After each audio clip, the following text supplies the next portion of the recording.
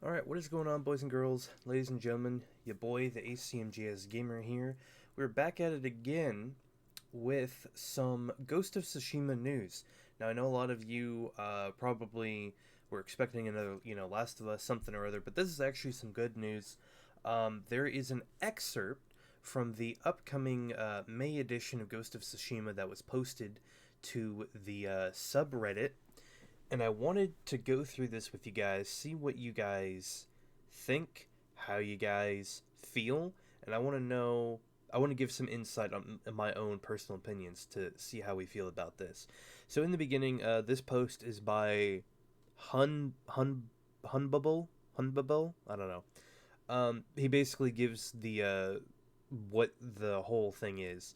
So this essentially is an excerpt that's going to be coming out in PlayStation Magazine for May. Um, this is the whole like little bit. There's five different sections that we need to go over. Just like a 5 paragraph essay they told you to write in high school. Um, so they are still saying it's going to come out June 26th. Hopefully that is the case. As if that is true, then it will be the first major PS4 exclusive released this year, which is going to be absolutely huge. And because The Last of Us got delayed, a lot of the money that people get will probably be used as refunds to get this game because it's going to come out first, but who knows? Um, so it is being developed by Sucker Punch, which of course I'll just read through this. Developed by Sucker Punch, already known for the slick to navigate open worlds created for the Sly Raccoon and infamous series, Ghost gives you the whole island of Tsushima to explore while you attempt to repel a brutal Mongol invasion based on real life events. So there are spoilers that follow for the main game. So if you want to go into this game completely blind, then obviously spoilers. Um, so with that being said, we will um, continue. However, I don't think there's anything in here that has not been already shown or showcased in the various different game trailers. So, I mean, proceed at your own caution, if you will. If you are not a history buff, fear not, this is far from a dry lesson. Sucker Punch is dedicated to bringing the drama of an epic samurai movie to the game, with the team citing the likes of Akira Kurosawa as inspiration. Shigeru, I'm not even going to try to pronounce that, is on the same team as a composer. If you don't recognize his name, you may well know the scores, sorry, for House of Flying Daggers, Yumenji, and Fearless. He's a master of Asian cinema soundtracks, and the game sounds great. I do agree that the game sounds great. I know Akira Kurosawa was a very popular Japanese filmmaker and director. Um, so that'll be interesting to see. You play as Jin. You play as Jin Sakai Sakai. Or Saki. I don't know. Trained in the way of the samurai and taught to fight with honor by his uncle Shimura, Lord of Tsushima, Jin's beliefs are sorely tested when he fights on the island's beaches, trying to repel the invading Mongol Empire fleet. Now, we actually saw a brief moment of this, and we saw the outcome of this in. There were two trailers that they released, and it was kind of talking about his upbringing, and it kind of brings conflict into the story, if you will. Um, After the initial attack, Tsushima's forces are devastated, making him, Jin, one of the last remaining samurai on the island. We know Shimura at least lives beyond the initial invasion, as shown in the game trailers. Narrowly escaping death, he realizes that to fight back against overwhelming odds, it might require him to use more than his samurai's honorable skills, which is where the conflict comes in. Do I use the honor bound samurai system where I know that I can't possibly win, or do I use the tricky ninja system where I'm going to win every time? He must master the way of the ghost, ninja like skills that will enable him to take on a skilled enemy that heavily outnumbers him. Very interesting. So that's kind of, I guess that's a character choice, is what they're trying to say, because you can go the honorable way, I guess, and do duels, or the stealth way with the ghost, which the stealth seems like it'd be the better option in terms of like trying to take down an enemy camp. The mantle of the ghost turns you into a vigilante type figure battling for the oppressed people of occupied Tsushima, which of course puts you right at the top of the Mongols' most wanted list. Their forces are led by Kotu Khan. I think that's it, Kotu Khan. Khotun Khan, my bad. A fictional analog of Kublai Khan, who led the Mongols at the time of the real invasion and went on to become the first Yuan Empire of China. Here's my question: why didn't they just do a fictional version of Kublai Khan? Historically speaking, I don't know. I wonder what their reason for doing that is. Historical accuracy, maybe? Who knows? As Jin carries Tsushima's last shred of hope, if the Khan and his forces can snuff him out, Tsushima will fully fall to despair. Sorry, I was trying to read that as disrepair, but it's despair. Um, so essentially, that's like the summary of the whole game. The whole premise is the island gets invaded by the Mongols in whatever year. I forget what year. I don't even know if they said it in this article, but they get invaded, and your job as one of the last remaining samurai is to repel the invasion force. So that, I mean, that as a narrative plot point in itself is very powerful and interesting, and um, you're mixing a lot of stuff in here because a lot of people, myself included, are very interested in history and not world domination, but just world history in general. And if you're going to talk about world history, obviously you're going to talk about the great Kublai Khan. And if you didn't know about him and you went and watched Netflix's Marco Polo, he is represented in that show as well, and he conquered and did a bunch of different stuff. So it's very interesting that they're mixing Kublai Khan, which is real history, with samurai, Japanese, Japan, Ghost of, it's just really cool personally to me. Moving on to the second paragraph, Island Getaway, again nodding to realism, which is what this game tends to be with its graphics. You explore the island's lush environments without the help of waypoints.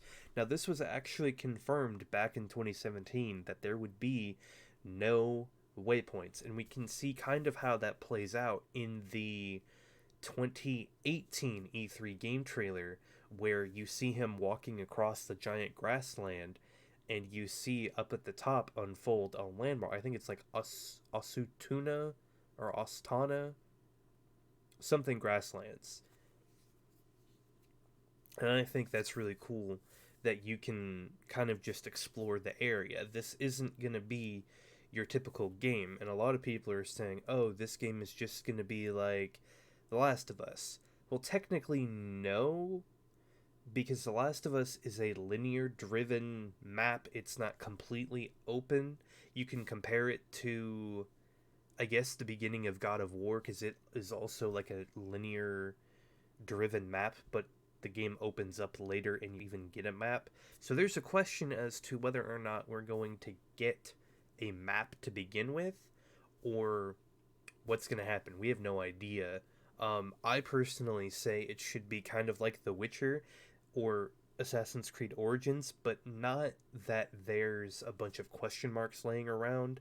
I think Jin should have a quest journal where you can open it at any time, and it gives you information as to where you can find different things. For example, if you find a side mission, it would be under side missions, and then main quest would be main quest, and then in the journal description would be clues of where you need to go. But you discover the land as you walk it, which is just like real life. You explore. If you were if you were new to an area and you didn't know the town, you would go out and drive to these different places and figure out how to get from point A to point B. So I think it's very interesting how to do it. However, I do see where people are going to get confused on what to do and where to go. Choosing where to explore next using landmarks and your knowledge of the world, which I would hope would be noted in the journal. Sucker Punch is no stranger to creating open worlds, but the fairly minimalist nature of the environments is a bit of departure for the developer. Time in the story will pass as you explore, with titles telling you how much time it has been since the invasion began. This is going to be an interesting feature, I think. Um, I think this serves a couple of different purposes, but I'm not sure. We won't actually know until we play the game. But this tells you how many days it's been since the initial invasion. So one person could look at this and go, okay, this is just calculating how much time you personally have spent in game. Say if each segment, if you timed it between day to day, I don't know if they're going to put this out there, what the time limit is, but let's say 15, 20, 25, 30 minutes. If you did one day for every 30 minutes, then you would do 30 times the amount of days that you had at the end, and you would have your total gameplay time. Which, to be honest, if that's the only thing if that's the only purpose that serves, that's pretty cool that people can go in and calculate their own gameplay time by calculating the number of days since the invasion. Now, something else that this could serve as a purpose for is possibly if you don't get rid of the enemy forces on the island by a certain day, you may end up choosing not choosing you may end up with a bad ending. But we don't know what the categories are for that. We won't really know until we play the game, and the fact that we don't know, that makes excellent material for going back and live streaming the game, or even doing different let's play series on it, trying to get the lowest amount of days possible. Or if you're like me, I'm going to end up trying to get every freaking trophy in the game. I'm going to end up trying to get all of the different landmarks unlocked. I'm going to try to get all of the different side quests and all the main missions, of course. But we'll see what happens with that. I think it'll be an interesting way to calculate how much time you spent in the game total. And it'll be interesting because I won't be trying to get all of the achievements in my first playthrough. So by the time I finish the game, I know I won't have it all done. So I can calculate, okay, my first playthrough was this many days, which equals that many hours. And then I can do my second playthrough and say, okay, I played this game a total of over 1,000 hours. Easy. Excuse me. Moving on. Exploration might be pretty free and easy, but once you reach groups of enemies, things become much more focused. And we also see an example of this in the 2018 gameplay demo, as we see Jin walking or riding his horse through the forest. He sees a couple of locals that are being harassed and they're running away, and he gets off the horse. He goes, "What's wrong? Where are they?" And he gets off the horse and he starts fighting this group of, I think it's like a group of 3 guys, and then another group of 2 guys come up, and then you run up, and that's where you meet Masako, who is actually an ally and a companion in the game, and we will read more about that later. Clashes are swift and decisive, whether you choose to tackle a situation head on like a samurai or sneakily like a ghost. So another example from the 2018 demo here. Clashes are swift and decisive. Again, him getting off the horse and interacting with that group of Mongols, if you will. That was a very samurai thing to do. I think the first guy that he took down, he took out his sword really fast and killed him, and now he's killing the other guys. And then it says, or like a ghost, where he uses the rope. I forget what it's called. The rope climbing mechanic to climb up on top of the temple and then go around and down and sneak, and use the Hitman style type of takedown method. Quick Iajutsu, I think that's how you say it. Iajutsu. I don't know how to pronounce these words. Strikes with your sheathed sword can spill enemy blood. Likewise, you can use a grappling hook to sneak through enemy camps unseen, which is what we saw. Dropping down to attack people or sneaking up on them from behind, even stabbing them through closed folding screens, which we've seen. Jin also has his gadgets, sticky bombs, and fire arrows that can help him spread disarray through an enemy camp. So that'd be kind of interesting. I'm getting kind of a what's it called? Horizon Zero Dawn never really let you do stuff. I mean, you could, but it was like you had to hide in the grass. But the same type of thing where you could use a bow and arrow to set fire to a flame barrel. Same thing in not The Last of Us, in Assassin's Creed. I hate to say it, Odyssey. So there are a lot more RPG elements in here than a lot of people first realized. Settling the score, just as excuse me, just as the way the world unfolds depends on what you want to do, so does the story to a point. As you wage your one-man war on the Mongols, you ally with several different characters, and how you decide to deal with situations can determine the strength of your bonds. Shinmura is none too impressed with your spectral approach. Makatao, an expert archer and just as handy with the sword, can be one of your best allies, helping to spread the legend that you're a vengeful ghost, but if she disagrees with your actions, you may end up crossing swords.